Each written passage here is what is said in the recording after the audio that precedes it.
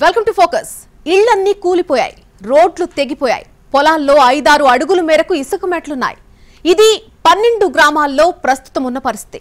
తెలంగాణలోని ఖమ్మం జిల్లాలో పెద్ద చెరువుకు గండిపడితే ఏలూరు జిల్లా వేలేరుపాడు మండలంపై వరద విరుచుకుపడింది. కొండవాగులన్నీ కూడా పొంగి పెదవాగు వరదకు తోడయ్యాయి. దీంతో కొన్ని ఇళ్లు కూలిపోగా ఇంకొన్ని ఇళ్లు బురదతో నిండిపోయాయి. దీంతో వస్తువులన్నీ పాడైపోయాయి.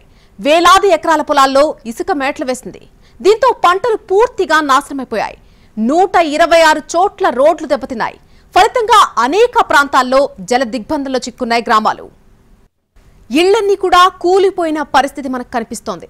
రోడ్లు తెగిపోయాయి. పొలాల్లో 5-6 అడుగుల మేరకు ఇసుక మేట్లు కనిపిస్తున్నాయి. ప్రస్తుతం 12 గ్రామాల్లో ఇదే పరిస్థితి కనిపిస్తోంది. తెలంగాణలోని ఖమ్మం జిల్లాలో పెద్ద చెరువుకు గండిపడితే ఏలూరు జిల్లా వేలేరుపాడు మండలంపై వరద విరుచుకుపడింది. కొండవాగులు పొంగి పెదవాగు వరదకు తోడయ్యాయి. దీంతో కొన్ని ఇళ్లు కూలిపోగా మరికొన్ని ఇళ్లు బురదతో నిండిపోయి కనిపిస్తున్నాయి. దీంతో ఇళ్లలో ఉన్నటువంటి వస్తువులన్నీ కూడా పాడైపోయాయి. వేలాది ఎకరాల పొలాల్లో ఇసుక మేటలు వేసింది. దీంతో పంటలన్నీ కూడా పూర్తిగా నాశనమయ్యాయి. 126 చోట్ల రోడ్లన్నీ దెబ్బతిన్నాయి. ఫలితంగా అనేక ప్రాంతాల్లో జల దిగ్బంధంలో చిక్కున్నాయి కొన్ని గ్రామాలు. ఏలూరు జిల్లాలో వరద విధ్వంసంపై ఎన్టీవీ ప్రతినిధి మల్లికార్జున్ గ్రౌండ్ రిపోర్ట్ చూద్దాం. తెలంగాణ రాష్ట్రంలోని పెదవాగు గండిపడడంతో ఏలూరు జిల్లాలోని వేలేరుపాడు మండలంలో దాదాపు 12 గ్రామాల్లో పరిస్థితి ఎంత దయనీయంగా ఉందో మనం చూడొచ్చు. ఇది ప్రస్తుతం కోయమాధవరం గ్రామం.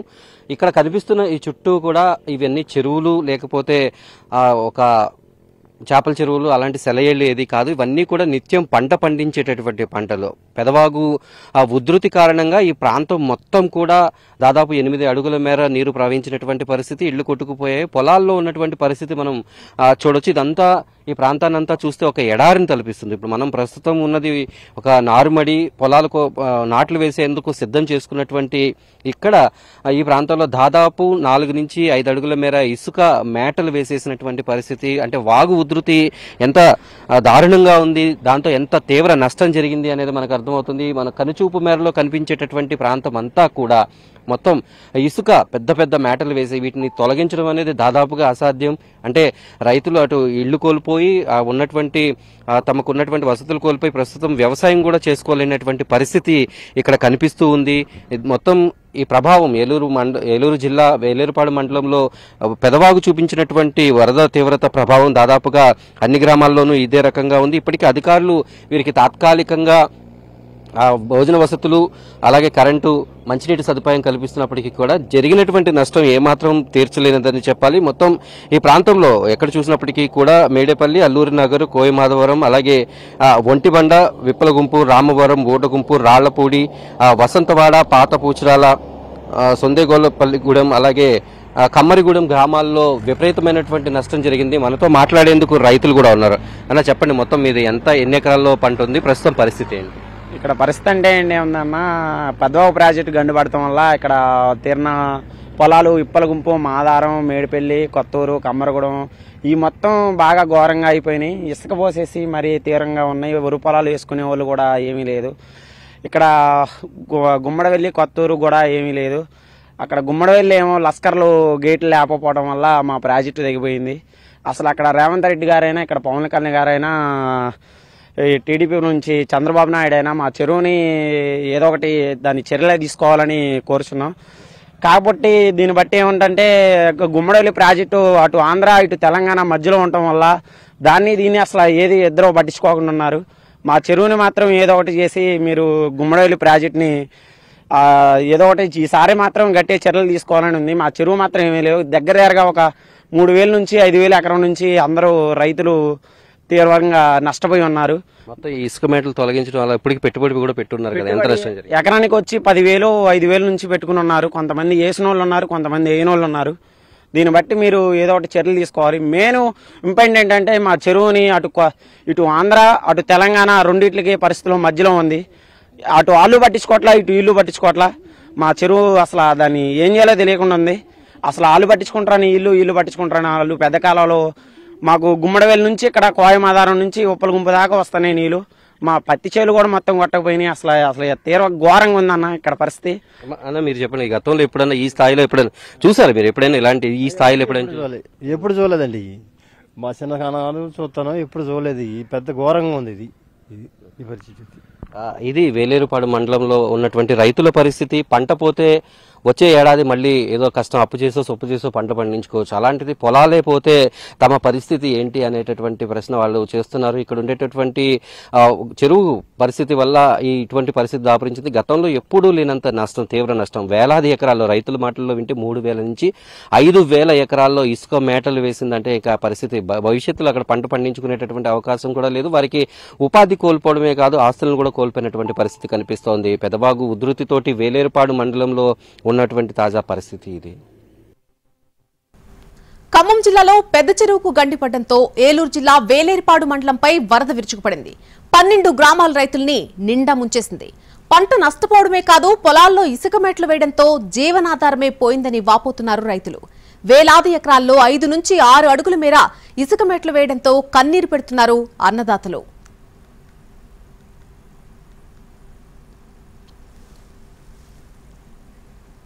ఏలూరు జిల్లాలోని ఏజెన్సీ ప్రాంతంతో పాటు ముంపు మండలాల్లో వరదలు విధ్వంసం సృష్టించాయి. కొండవాగులు పొంగడంతో దాదాపు 126 చోట్ల రోడ్లు దెబ్బతిన్నాయి. దీంతో కొన్ని గ్రామాలకు బాహ్య ప్రపంచంతో సంబంధాలు పూర్తిగా తెగిపోయాయి. ఇంకొన్ని చోట్ల రాకపోకలకు తీవ్ర ఇబ్బందులు కలుగుతున్నాయి. వరద ప్రభావిత ప్రాంతాల్లో దెబ్బతిన్న రోడ్లకు మరమ్మతులు చేస్తుంది అధికార యంత్రాంగం.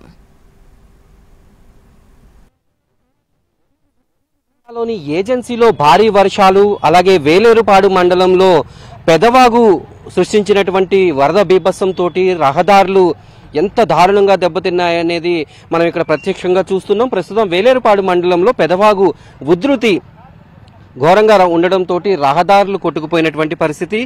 జిల్లాలో దాదాపుగా ఈ వేలేరుపాడు మండలంలో పెదవాగు ఉధృతి, అలాగే భారీ వర్షాల కారణంగా కొండవాగులు పొంగడంతో ఏజెన్సీలో సుమారుగా 126 చోట్ల రహదారులు కొట్టుకుపోయాయని అధికారులు అధికారికంగా ప్రకటించారు. ఇది అధికారిక లెక్కల ప్రకారం 126 చోట్ల రహదారులు తెగిపోయాయంటే పరిస్థితి ఎంత దారుణంగా ఉందో మనం అర్థం చేసుకోవచ్చు. ప్రస్తుతం అక్కడ మనకి చూడొచ్చు, ఇటు వేలేరుపాడు వెళ్లేటటువంటి రహదారి ఇది. అశ్వారావుపేట తెలంగాణ ప్రాంతం నుంచి ఏలూరు జిల్లాలోని వేలేరుపాడు వెళ్ళడానికి ఉన్నటువంటి రహదారి దాదాపుగా 10 అడుగుల మేర కొట్టుకుపోయినటువంటి పరిస్థితి. వరద తీవ్రతతోటి ఈ ప్రాంతంలో వాహనాలు ముందుకి కదలలేనటువంటి పరిస్థితి. ఇప్పటికీ ట్రాక్టర్ల ద్వారా, వందలాది ట్రాక్టర్ల ద్వారా ఏర్పడినటువంటి గండ్లను పూడ్చి రహదారి వ్యవస్థను మెరుగుపరిచేందుకు అధికారులు అయితే ప్రయత్నాలు చేస్తున్నారు. మనం చూస్తున్నదంతా కూడా ఒక రహదారి ప్రాంతం అంటే నమ్మలేనటువంటి పరిస్థితి. అది ఒక వాగులాగా మనకి ఇక్కడ కనిపిస్తూ ఉన్నటువంటి పరిస్థితి.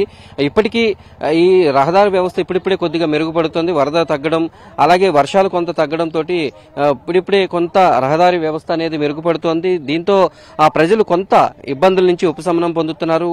జిల్లాలో వరద బీభత్సం, వానల బీభత్సం ఎంత ఎక్కువగా ఉంది, ఎంత ప్రభావం చూపించింది అనేది మనకి ఒక రహదారిని చూస్తే అర్థమవుతుంది. ఇదే తరహాలో జీలుగుమిల్లి, బుట్టాయిగూడెం, పోలవరం, జంగారెడ్డిగూడెం, అలాగే టీ నరసాపురంతో పాటు ఇటు వేలేరుపాడు, కుక్కునూరు మండలాల్లో ఇదే పరిస్థితి. 2 వీలర్స్ ఇప్పుడిప్పుడు కదులుతున్నటువంటి పరిస్థితి, అలాగే 4 వీలర్స్ కూడా ఇప్పుడిప్పుడే కొద్దిగా ముందుకి కదులుతున్నటువంటి పరిస్థితి కనిపిస్తోంది. అధికారులు ఎక్కడికక్కడ గంటలు ఏర్పడినటువంటి ప్రతి చోట కూడా వాటిని పూడ్చేటటువంటి ప్రయత్నం చేస్తున్నారు. మనం చూస్తున్నటువంటి విజువల్స్ లో మనకు అర్థమవుతుంది వరద ప్రభావంతో రహదారులు ఎంత మేర, ఎన్ని అడుగుల మేర కొట్టుకుపోయాయనేది మనకి ఇక్కడ అర్థమవుతున్నటువంటి పరిస్థితి. ఇప్పుడు ప్రస్తుతం అధికారులు యుద్ధ ప్రాతిపదికన ఈ చర్యలన్నింటినీ చేపట్టారు. ఇప్పటికీ విద్యుత్ వ్యవస్థను అయితే మెరుగుపరిచారు, కానీ రహదారుల వ్యవస్థని ఇంకా పూర్తి స్థాయిలో అందుబాటులోకి తీసుకురావడానికి మరొక 3-4 రోజుల సమయం పట్టేటటువంటి అవకాశం ఉంది. ఇక వేలేరుపాడులోని పై ప్రాంతాలకి వెళ్లేటటువంటి కోయిదా వంటి గ్రామాలకు వెళ్లేందుకు ఇప్పటికీ కూడా రాకపోకలు సరిగ్గా లేనటువంటి పరిస్థితి. ఎందుకంటే అక్కడ బ్రిడ్జిలు కొట్టుకుపోవడం, ఇంకా వాగులు ఉధృతంగా ప్రవహిస్తున్నటువంటి నేపథ్యంలో పరిస్థితి కొంత దయనీయంగా ఉంది. అయితే ఆ బోట్ల ద్వారా ఇతర వేరే మార్గాల ద్వారా అక్కడ ఉండేటటువంటి ప్రజలకు నిత్యావసర వస్తువులను అందించేటటువంటి ప్రయత్నాలను అధికారులు కొనసాగిస్తున్నారు. ప్రస్తుతం ఏలూరు జిల్లాలో వేలేరుపాడు మండలంలో ఈ వాగు ఏదైతే ఉందో, పెదవాగు సృష్టించినటువంటి జల ప్రళయం నుంచి ఇప్పుడిప్పుడే ఆ ప్రాంతాలన్నీ కూడా కోలుకుంటున్నటువంటి పరిస్థితి. రహదారులన్నింటినీ కూడా ఇప్పుడే మట్టితోటి ఇప్పుడు ఎక్కడికక్కడ సరిచేస్తున్నటువంటి పరిస్థితి కనిపిస్తూ ఉంది. 12 గ్రామాల్లో పెదవాగు విధ్వంసం సృష్టించింది. కొన్ని గ్రామాల్లో ఇళ్లు కొట్టుకుపోయాయి. దీంతో అనేక మంది నిరాశ్రయులుగా మిగిలిపోయారు. వరదను తట్టుకుని నిలబడిన ఇళ్లు బురదతో నిండిపోయి కనిపిస్తున్నాయి. దీంతో సామాగ్రి మొత్తం పాడైపోయింది. వరద తగ్గడంతో ఇళ్లను శుభ్రం చేసుకుంటున్నారు బాధితులు. పాడైపోయిన సామాగ్రిని బయట పారేస్తున్నారు. Welcome back. 12 గ్రామాల్లో పెదవాగు విధ్వంసం సృష్టించింది. కొన్ని గ్రామాల్లో ఇళ్లన్నీ కూడా కొట్టుకుపోయాయి. దీంతో అనేక మంది నిరాశ్రయులయ్యారు. వరదను తట్టుకుని నిలబడిన కొన్ని ఇళ్లు బురదతో నిండిపోయి కనిపిస్తున్నటువంటి పరిస్థితి ప్రస్తుతం ఉంది. దీంతో సామాగ్రి మొత్తం పాడైపోయాయి. వరద తగ్గడంతో ఇళ్లను శుభ్రం చేసుకుంటున్నారు బాధితులు. తెలంగాణలోని పెదవాగు ఉధృతితోటి ఏలూరు జిల్లా వేలేరుపాడు మండలంలోని 12 గ్రామాలపైన తీవ్ర ప్రభావం చూపింది. ప్రస్తుతం ఆ వాగు సృష్టించినటువంటి ప్రళయం ఏ రకంగా ఉంది అనేది మనం ఇక్కడ చూడొచ్చు. ఇది మనం చూసే ప్రాంతం అంతా కూడా ఒక కాలనీ లాంటిది. మొత్తం ఇదంతా రహదారి, అదంతా కొట్టుకుపోయినటువంటి పరిస్థితి. ఇప్పుడిప్పుడే వరద నీటి నుంచి ఈ గ్రామాలన్నీ కూడా బయటపడుతున్నటువంటి పరిస్థితి. ఇక్కడ ఈ ప్రాంతంలో ఉండేటటువంటి పూరిళ్లు పూర్తిగా తుడిచిపెట్టుకుపోయాయి. ప్రస్తుతం మనం చూస్తున్నటువంటి విజువల్స్ ఏవైతే ఉన్నాయో అవన్నీ కూడా ఇళ్లు కుప్పకూలిపోయినటువంటి పరిస్థితి. దాదాపుగా పక్కా ఇళ్లు మాత్రం అలా నిలబడి ఉన్నాయి. అవి ఎప్పుడు కూలిపోతాయో కూడా తెలియనటువంటి పరిస్థితి కనిపిస్తుంది. దాదాపు 6 నుంచి 8 అడుగుల మేర వరద ప్రవాహం ఈ ఊరు గుండా ప్రవహించడంతో మొత్తం తీవ్ర నష్టం ఎంత స్థాయిలో వచ్చింది అనేది చూసుకోవచ్చు. ఇళ్లు కొట్టుకుపోయాయి. ఇళ్ల లోపల ఉండేటటువంటి విలువైన వస్తువులు కొట్టుకుపోయాయి. మొత్తం నామరూపాలు లేకుండా ఇక్కడ ఉండేటటువంటి చుట్టూ ప్రహరీ గోడలు ఇళ్లను కూల్చివేసినటువంటి పరిస్థితి ఇక్కడ మనకి కనిపిస్తూ ఉంది. ఆ పెదవాగు నుంచి గండిపడడంతో వచ్చినటువంటి వరదతోటి ఇక్కడ ఉండేటటువంటి ఎంత దారుణంగా ఎంత భయంకరంగా ఆ ప్రళయం అనేది వచ్చింది అనేది చూడొచ్చు. మొత్తం సామాన్లన్నీ కూడా కొట్టుకుపోయిన వాటిని కిలోమీటర్ల దూరం కొట్టుకుపోయిన వాటిని అన్నింటినీ కూడా ఎక్కడున్న వాటిని మళ్ళీ వెతికి తెచ్చుకునేటటువంటి పనిలో ఈ గ్రామస్తులందరూ కూడా ఉన్నారు. పలు చోట్లయితే ఇళ్లు నామరూపాలు లేకుండా అయిపోయినటువంటి పరిస్థితి మనం చూద్దాం. ఒక ఇంట్లో ఎలా ఉంది పరిస్థితి అనేది. ఆ పెదవాగు వరదతోటి ఈ ప్రాంతంలో మొత్తం కూడా ఈ నీరు దాదాపు 4 నుంచి 5 అడుగుల మేర ఇంటి లోపల ప్రవహించడంతో ఇంట్లో ఉన్నటువంటి విలువైన వస్తువులన్నీ ఇప్పుడు మొత్తం కొట్టుకుపోయి బురద పాలైనటువంటి పరిస్థితి. ఇక్కడ ఒక డీజే సౌండ్ సిస్టమ్ కి సంబంధించి ఉంచినటువంటి ఇల్లు ఇది. మొత్తం ఇక్కడ ఈ చుట్టుపక్కల ప్రాంతాలకి ఇక్కడ నుంచి డీజే సప్లై చేసేటటువంటి ఇల్లు మొత్తం పూర్తిగా మునిగిపోయి అవన్నీ బురద పేరుకుపోయినటువంటి పరిస్థితి ఈ పక్కన మనం చూడొచ్చు. మొత్తం కూలర్లు అలాగే ఇంట్లో ఉపయోగించేటటువంటి ప్రతి ఒక్కటి కూడా ఆ వరద నీరు పెద్ద ఎత్తున ప్రవహించడంతో అవన్నీ కూడా ఎందుకు పనికిరానటువంటి పరిస్థితి. అలాగే ఇటువైపు నుంచి మనం చూస్తున్నటువంటి వైపు నుంచి కూడా వరద ప్రవాహం ఒక్కసారిగా పడడంతో గోడ కూలిపోయినటువంటి పరిస్థితి. పక్కాగా కట్టినటువంటి గోడ ఆ కింది నుంచి ఆ నీటితోటి మొత్తం మట్టిని తవ్వుకుంటూ వెళ్ళిపోయింది. మొత్తం ఇప్పుడు దీన్ని కట్టాలన్నా ఇక్కడ ఏర్పడినటువంటి శిథిలాలని తొలగించాలన్నా పెద్ద మొత్తంలో కూడా ఖర్చు అవుతుంది.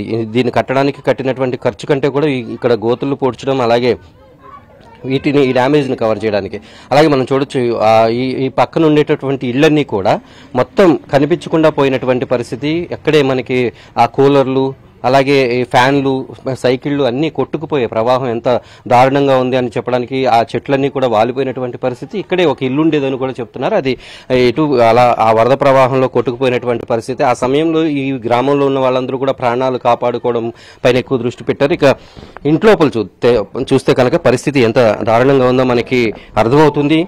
బురద మొత్తం పేరుకుపోయి ఇంట్లో అడుగు పెట్టలేనటువంటి పరిస్థితి. ఇప్పుడే నిన్న సాయంత్రానికి ఇక్కడ విద్యుత్ సరఫరాని పునరుద్ధరించారు. దీంతో ఇప్పుడిప్పుడే గ్రామాలకి చేరుకుంటున్నటువంటి వారందరూ కూడా ఆ ఇళ్లలోకి వచ్చి వాటిని శుభ్రం చేసుకునేటటువంటి పనులు పడ్డారు. కానీ దాదాపుగా 3-4 రోజులు వీటన్నిటిని శుభ్రం చేసుకోవాలంటే 3-4 రోజుల పాటు ఇంటిళ్ళ పాది శ్రమిస్తే తప్ప మళ్ళీ మామూలు అవుతుందా లేదనేది చెప్పడం కష్టం. ఇంట్లో విలువైనటువంటి ఫ్రిడ్జ్లు అన్ని తడిచిపోయాయి. మొత్తం మునిగి ఇప్పుడిప్పుడే వరద నుంచి తేరుకుంటున్నటువంటి పరిస్థితి.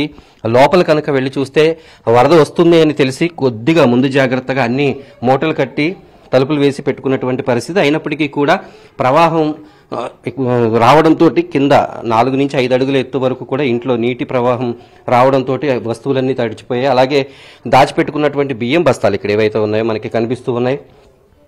ఇవన్నీ కూడా ధాన్యం బస్తాలు ఇవన్నీ కూడా తడిచిపోయినటువంటి పరిస్థితి. ఇక్కడ వరకు కూడా నీరు మొత్తం ఇంట్లో ముంచెత్తింది.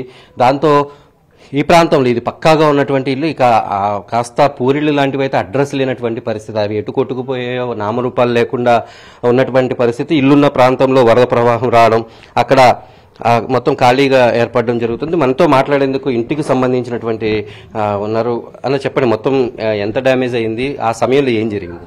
ఆ సమయంలో అండి అందరూ ఇక వరద ఒకేసారి కట్ట తెగుతుంది అన్నప్పుడే మేము అలర్ట్గా అయిపోయాం. అందరం అలర్ట్ అయిపోయారు. సాధ్యమైనంత వరకు సామాన్లు కొంతవరకు మేము సేఫ్ జాగాలు కొద్దిగా సైడ్ సైడ్ల కాడ ఇక్కడ అక్కడ పెట్టుకున్నాం, కాస్త తలుపులు గట్టి టైట్గా పెట్టుకున్నాము. ఇక కాస్త బియ్యం కానీ ఇంకేదన్నా ఉన్నా కూడా సామాన్లు అన్ని కొద్దిలో కొద్ది మీరు చేయగలిగిన అంతలోని ఇక ఒకేసారిగా అది కట్ట తెగిపోవడం, ఉద్రిక్తత ఎక్కువైపోయింది. దానివల్ల ఇక ఎటు చేసుకోవాలి. ఇక ఇక్కడ నుంచి ఇక మనం ప్రాణాలే ముఖ్యం, ఇక వస్తువులు ఏదైనా అవన్నీ ఇక మనం తప్పదు, ఇక మన ప్రాణాలు ముఖ్యం అని చెప్పేసి మేము వెంటనే ఇక డాబాల పైకి వెళ్ళిపోయాం. కొంతమంది ఇంకా అడుగు దూరం ఇక్కడ నుంచి దూరం వెళ్ళిపోయిన తర్వాత ఇక వచ్చేసి ప్రతి ఇంటికాడ కూడా ఇక్కడ వచ్చేసి ప్రతి ఇంటికాడ ఎవరికి కూడా సాధ్యమైనంత వరకు పక్క ఇళ్లలోనే కాస్త కూస్తో సామాన్లు అలా ఆగున్నాయి తప్ప సాధ్యమైనంత వరకు తినడానికి వండుకునే పాత్రలు లేవు, కట్టుకోవడానికి బట్టలు లేవు, తినడానికి తిండి కూడా లేకోకుండా ఉండబట్టి 2 రోజులు ప్రభుత్వం కాస్త కూస్త మాకు ఒక పూట 2 పూటల భోజనం కూడా వండి పెడుతుంది.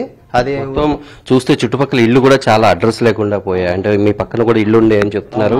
మొత్తం వాళ్ళందరి పరిస్థితి ఎట్లా ఉంది మరి? ఇప్పుడు వాళ్ళకి పూర్తిగా సర్వం కోల్పోయారు. ఇప్పుడు మా చుట్టుపక్కల 2-3 ఇళ్ళు ఉన్నాయి మామూలుగా పాకలో, వాళ్ళు దాంట్లో ఉండేటప్పుడు ఇప్పుడు అవి సర్వం మొత్తం కోల్పోయి వాళ్ళకి ఏం లేదు. ఇప్పుడు మా పక్కింట్లోనే వండి వాళ్ళ పాపం వాళ్ళ దగ్గర తినడం ఉండడం ఇప్పుడు చేస్తున్నారు తప్ప వాళ్ళ దగ్గర ఇప్పుడు వాళ్ళు పూర్తి సర్వం కోల్పోయారు. అలాంటి వాళ్ళకి ప్రభుత్వం ఖచ్చితంగా ఎక్కువ సహాయం, ఆర్థిక సహాయం చేసి వాళ్ళని ఆదుకోవాలి.